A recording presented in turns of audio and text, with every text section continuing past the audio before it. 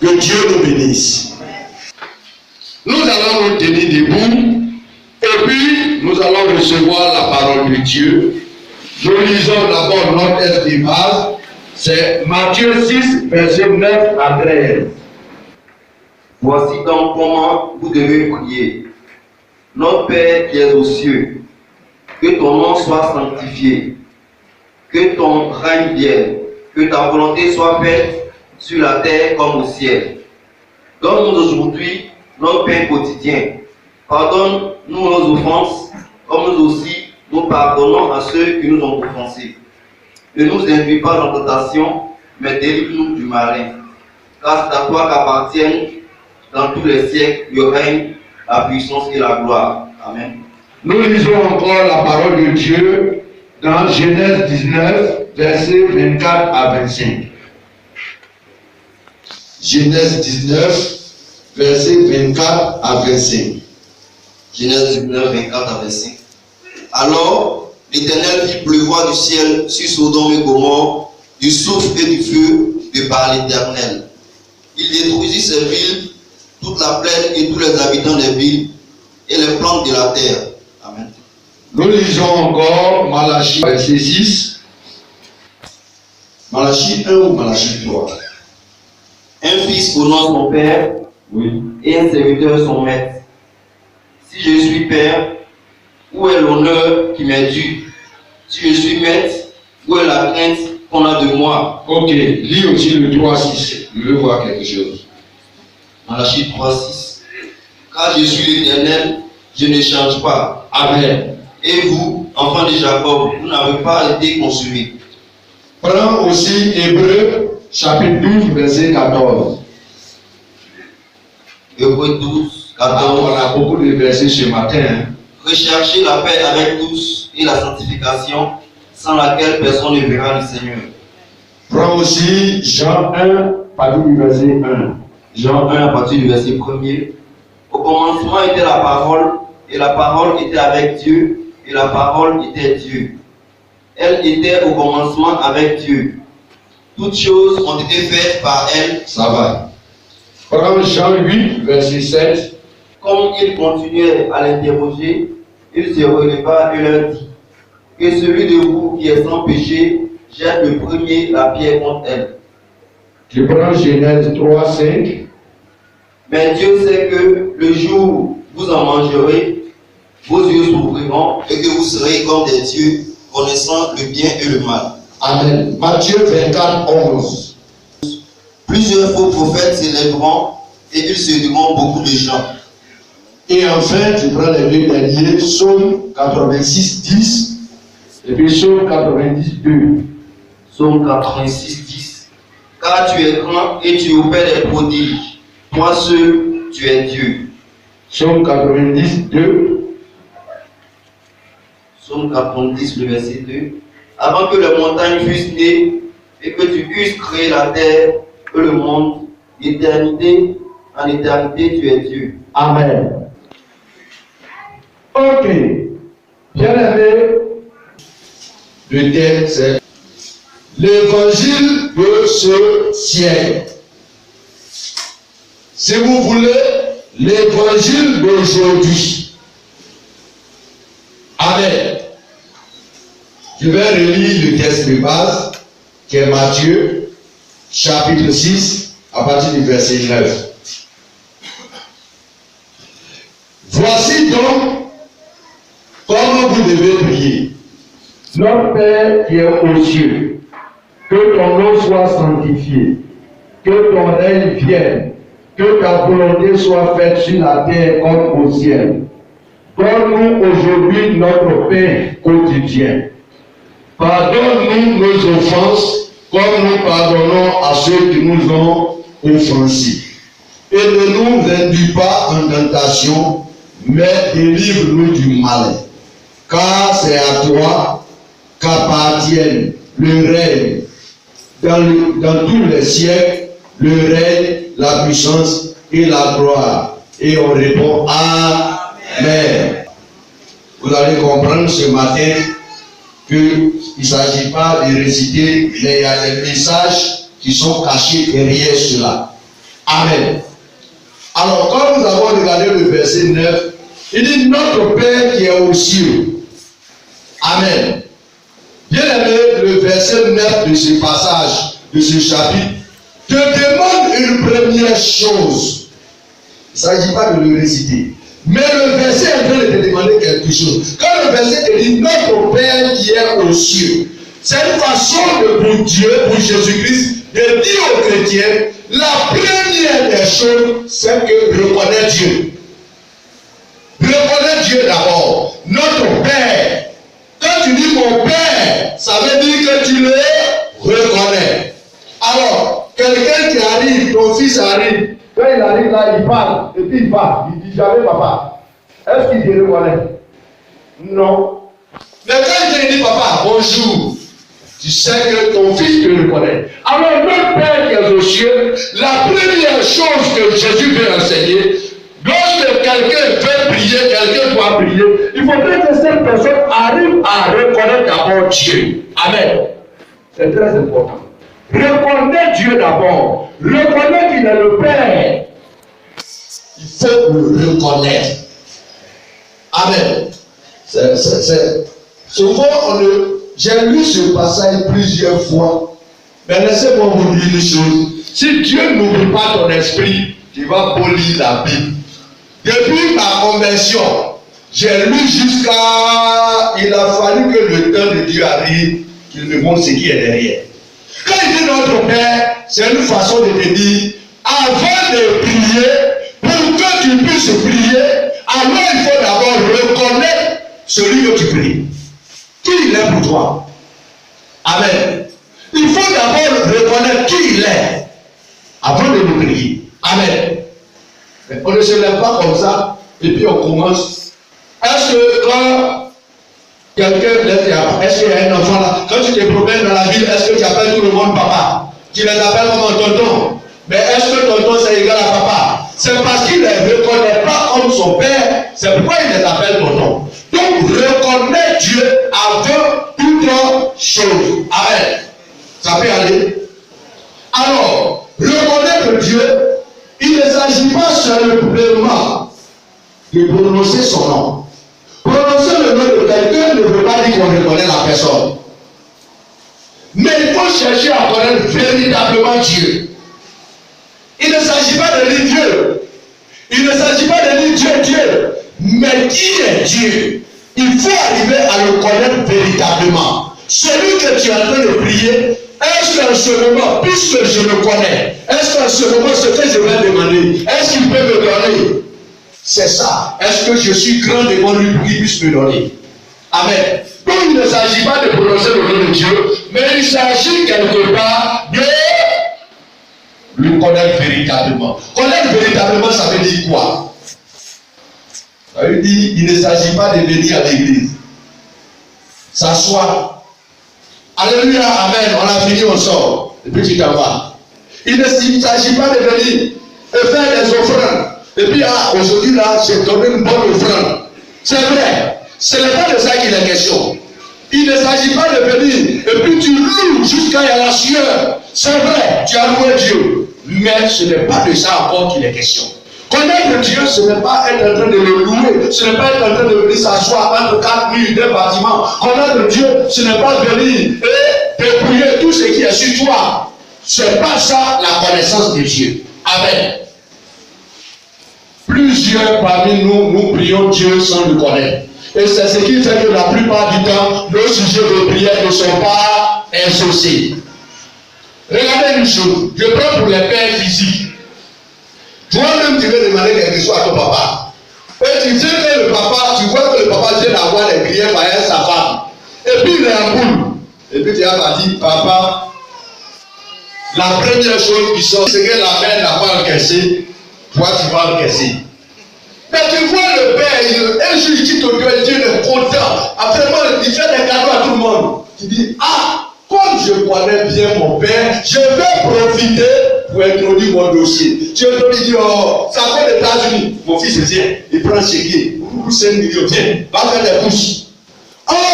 Il y avait une période, si tu étais venu, même 1 franc, on n'arrête pas de te donner. Et c'est comme ça que plus j'ai pris Dieu, en réalité, sans le connaître, ce n'est pas leur faute, mais c'est la faute à l'évangile de ce siècle qui refuse de leur dire la vérité. Amen. Bien aimé, quand on dit de le connaître véritablement, il s'agit de rencontrer Dieu. Chercher à connaître Dieu. Qu'est-ce que Dieu aime? Qu'est-ce que Dieu n'aime pas? Qu'est-ce que Dieu veut que je fasse? Qu'est-ce que je fais et qui ne plaît pas à Dieu? Ce sont toutes ces choses que tu dois pouvoir chercher à connaître pour savoir véritablement que tu connais Dieu. Écoutez, quelqu'un que tu connais le nom, tu ne peux pas me dire que tu le connais. Hey, tu connais le président Alassane.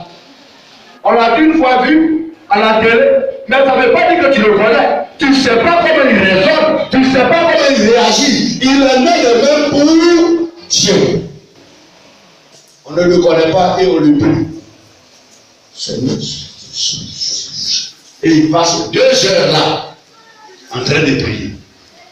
Or, ce qu'il fait, ce qu'il ne sait pas, comme il ne connaît pas Dieu, et qu'il ne sait pas que ce qu'il vient de faire à l'instant, Dieu n'aime pas, et donc il a fait, le Seigneur a détourné son regard de lui, alors il passe 2 heures inutiles. Il n'est pas mauvais de prier longuement, mais quand tu connais véritablement Dieu, ça peut t'aider. Amen. Bien aimé, l'évangile de ce siècle ne demande plus aux chrétiens de reconnaître Dieu. Frère, l'évangile qui est prêché dans ces derniers temps, un peu partout, dans les églises, sur les places physiques, publiques, sur les chaînes de radio, les chaînes de télévision, quand vous suivez véritablement, cet évangile ne te demande pas de reconnaître Dieu. Alors que l'évangile de Jésus-Christ te demande de reconnaître Dieu d'abord avant toute chose. Est-ce que quelqu'un nous entend ce matin? Bien aimé, l'évangile de ce siècle te dit viens seulement à l'église. Donne seulement ta vie à Dieu. Paye les dîmes, paye les offrandes, et puis tu vis comme tu veux. Dieu ne regarde pas à ce que tu fais, mais Dieu regarde le cœur. Amen. C'est l'évangile qui passe dans ces derniers temps. On nous fait croire que les actes que nous posons, ça n'a rien à voir avec Dieu, mais Dieu regarde au cœur. Laissez-moi vous dire ce matin, et mon ami, pourquoi tu n'es pas venu ici en juif? Parce qu'il n'y a pas juif dans son cœur. Les gens ont oublié que c'est ce qui est dans ton cœur qui réchaillit sur toi. Dis Amen. Je dis Amen. Ce qui est dans ton cœur, c'est ce qui reflète ta personne. Regardez, pour ceux qui ont eu la grâce de voir des anges, ceux à qui Dieu a fait la grâce de voir des anges, vous allez voir tous les anges en dehors des soldats, ils sont toujours en blanc. Croyez-vous qu'il n'y a pas de couleur au ciel? Si, il y a d'autres couleurs au ciel. Mais c'est l'état de son cœur, du cœur de l'ange, qui fait cette blancheur sur lui. Ce n'est pas son habit. S'il commence à passer mal de Dieu, la vie va commencer à t'acheter. Voilà comment Lucifer a été déniché. Et nous tous sommes nés ici. Nous tous sommes nés en blanc.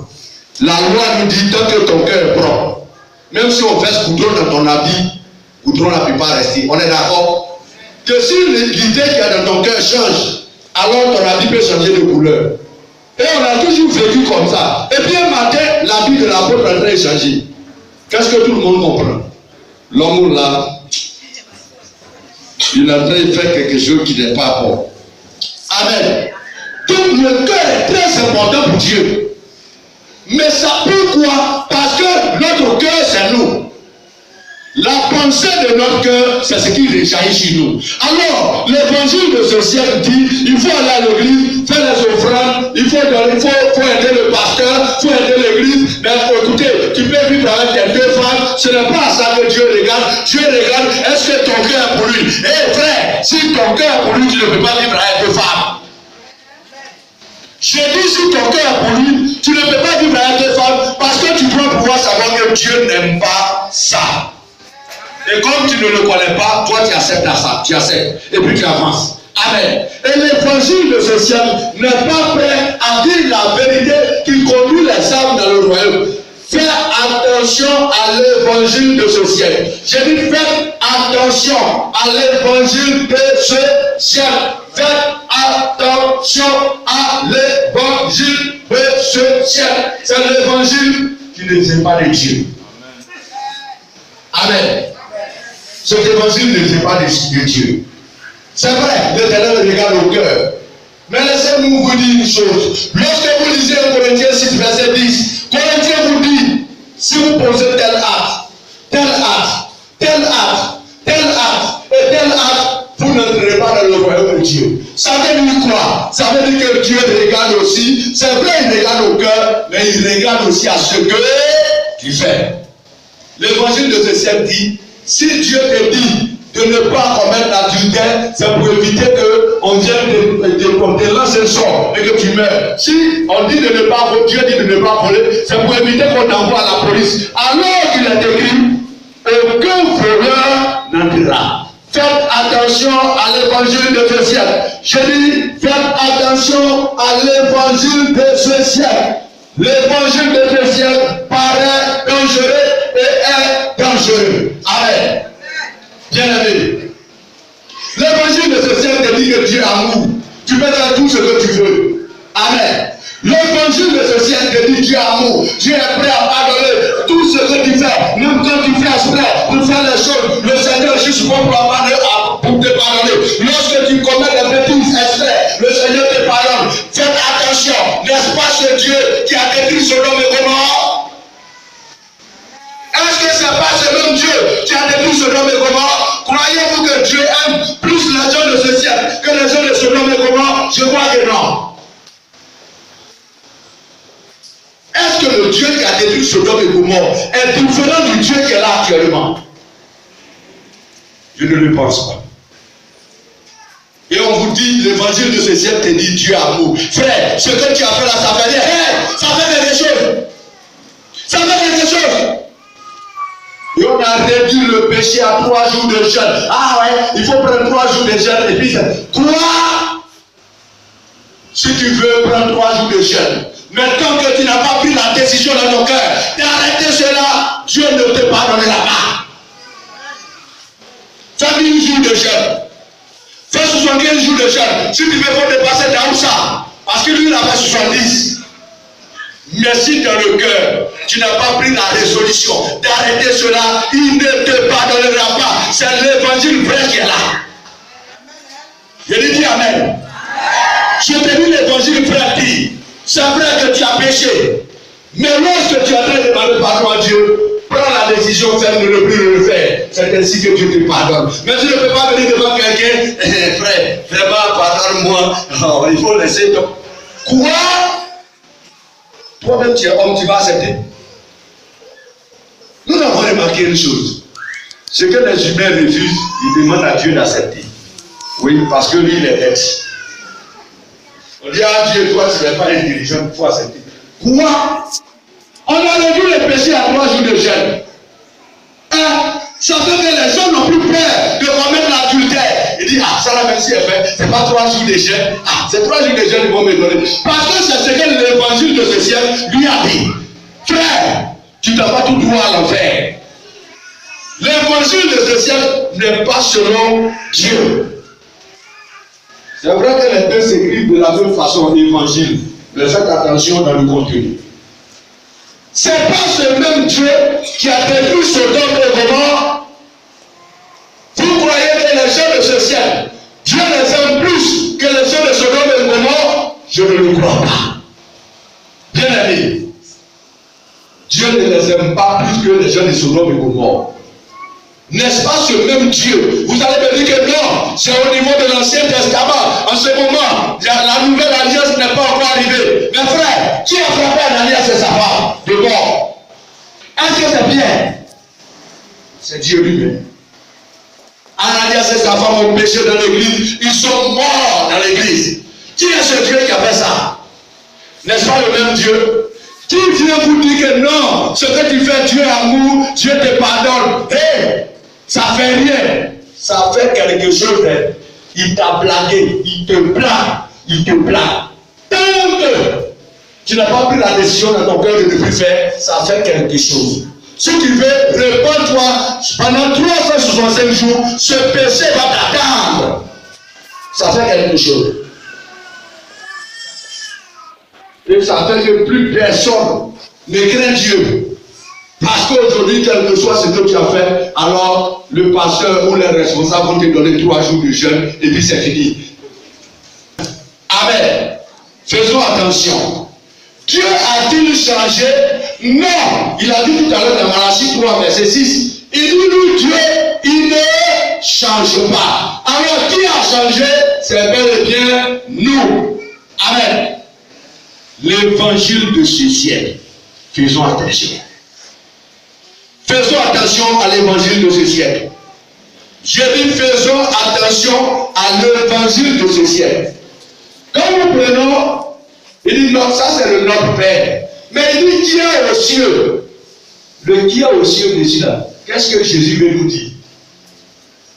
Bien aimé, ceci montre que Dieu est au-dessus de tous les pères. Bien aimé, dans l'univers, il n'y a pas un seul Père. Il y a plusieurs pères. Mais de tous les pères qui existent, Dieu est ce Père qui est au-dessus de tous les pères. Dieu est le Père des pères.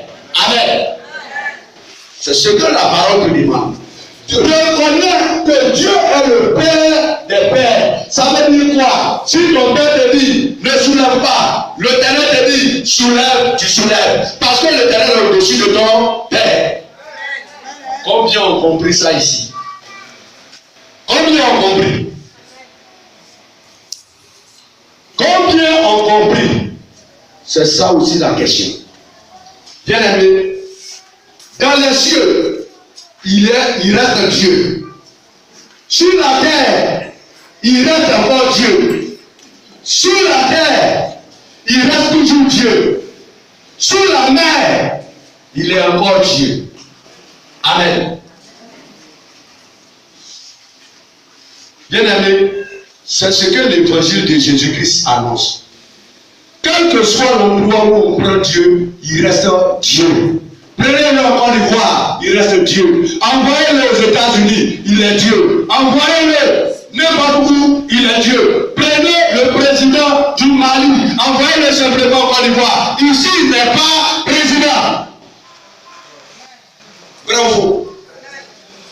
Vous croyez que le président malien peut sortir sur la scène ivoirienne pour dire bon, à partir d'aujourd'hui, les Ivoiriens, il ne va pas terminer.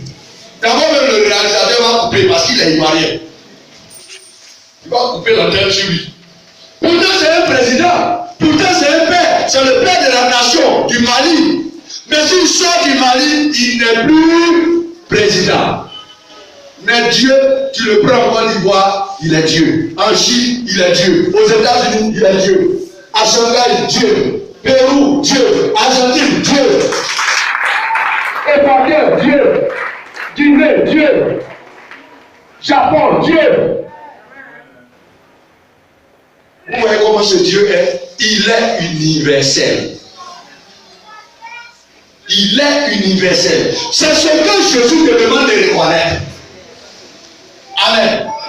Pour te dire, le fait qu'il soit aux cieux, veut dire qu'il est au-dessus de tout autre Père, au-dessus de tout autre Dieu.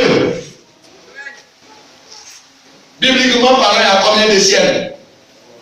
3 ciels. Premier ciel qui est là, deuxième ciel dans la terre, et troisième ciel. Le seul qui réside au troisième ciel s'appelle l'Éternel des armées. C'est pourquoi les gens disent qu'ils sont allés sur la lune. Le plat pris Bible, il dit mettez la main dessus. Jurez que vous êtes allés sur la Bible, ils l'ont frappé correctement. Parce que la science reconnaît qu'il y a quelque chose qui couvre la terre, que les yeux ne voient pas. Mais quand tu vas, tu ne vas pas buter comme ça. Tu ne peux pas traverser. Mais tu ne vois pas qu'est-ce que tu colles. Les scientifiques le savent. Donc les fusées qui vont, ils collent ça et puis ils reviennent. Et ils disent qu'ils sont allés sur la Lune. Le type a pris la Bible, il dit mets la main dessus. Mais ils l'ont frappé correctement parce qu'il a vu leur sécurité. Bien aimé, ce foudre invisible que tout le monde tape, qui est derrière? Pour traverser ce foudre, il faut être esprit. Alors si tu es esprit, l'âme d'une personne décédée ici, tu peux traverser. Mais tant que tu seras tu ne pourras jamais traverser. Il y a eu 3 qui ont traversé ça. Il s'agit de Jésus-Christ, il s'agit de Noé et il s'agit d'Élie. Est-ce que tu es devenu Élie maintenant? Non, tu n'es pas Élie. C'est les 3 qui ont traversé. Parce qu'ils ont traversé sous l'ordre du grand patron lui-même. Amen. Que Dieu nous bénisse. Bien-aimés, faisons attention. L'évangile de Christ annonce la sainteté de Dieu et demande aux chrétiens de se sanctifier pour s'approcher de Dieu, comme le dit Hébreux 12, verset 14. Mais l'évangile de ce siècle, l'évangile qui est prêché maintenant, qui ne ressemble pas à l'évangile des anciens mon père, mon père Babu, d'autrefois, ce n'est pas cet évangile actuel que eux donnaient. Essayez de revenir en arrière. Regardez le message des anciens mon père. Est-ce qu'il te dit que le péché ça ne fait rien? Tu as vu chez mon père là, les blancs, barbu du Codéré, les anciens mon père. Ce n'était pas un message. L'évangile de ce siècle. L'évangile de ce siècle déclare que la sanctification est dépassée. Et il y a des hommes de Dieu qui prêchent ça sur des chaînes. Et les chaînes ne sont pas capables de couper ces chaînes. Non, on n'a plus besoin de se sanctifier. Christ nous a déjà sanctifiés. Et tu vas partir à l'enfer. Toi qui me regardes. Si tu t'appuies tout simplement que Christ t'a déjà sanctifié, tu iras à l'enfer. Il y a combien de types de sanctification? Avec qui? Combien de types de sanctification? 2 types de sanctification. Il y a ce qu'on appelle la sanctification initiale. Lorsque tu donnes ta vie à Dieu, Dieu te sanctifie pour tous les actes que tu as commis dans le passé. Et il y a ce qu'on appelle la sanctification progressive. C'est-à-dire au fur et à mesure, tu te sanctifies. Alors si tu te limites à la sanctification initiale, tu iras à l'enfer. Et c'est ça qu'on enseigne, l'évangile de ce siècle enseigne. Non, la sœur, tu n'as pas besoin de te sanctifier. Tu peux toujours sortir à lui. Ne serait-ce que tu viennes payer les dîmes, ça ne fait rien. Hein? La sœur, ça fait rien. Viens seulement, tu viens, au lieu de payer les dîmes, tu ajoutes un peu et puis tu prends pour demander pardon à Dieu. Ah, Dieu est-il devenu mendiant? Dieu est devenu mendiant. Ah, on a acheté la conscience des humains, c'est la conscience de Dieu qu'on a acheté maintenant. Bravo, on est devenu super fort. L'Éternel ne lui parle pas. Mais il y a un endroit où il sait que chacun de nous sur terre va passer. C'est là-bas qu'il attend. Dis Amen ce matin. Je lui dis Amen ce matin. Dis Amen ce matin. Je dis non, la soeur, ça fait rien. C'est lui qui paye ta maison, non? Mais si tu le mets, tu vas faire comment? L'essentiel, si tu dois payer 10 000, tu mets 5 000 dessus, et puis pour Dieu comprend. Évangile de ce siècle.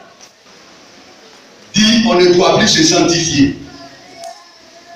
Pasteur démon. Pasteur démon.